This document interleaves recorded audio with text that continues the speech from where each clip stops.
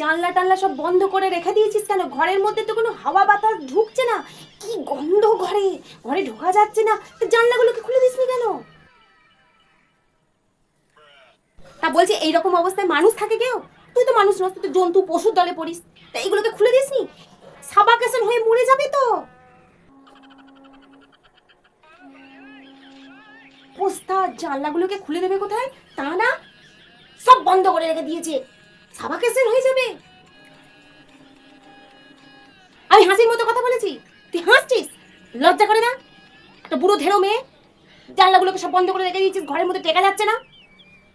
হাসছে, হাসছিস কেন? হাসছিস কেন? বল বল, হাসছিস কেন? মেয়ে হাসবো না মা, ওটা সাবকেশন, সাবাকেশন তো নয়। তো খুব পড়াশোনা শিখে গেছিস, এখন তো আমার ভুল ধরবি। যাই বলি, যেটাই বলি, বলেছি তো একটা কিছু। হাসছে, চুলের মুঠি ধরে তো যাচ্ছি। মেরো না মা, মেরো না।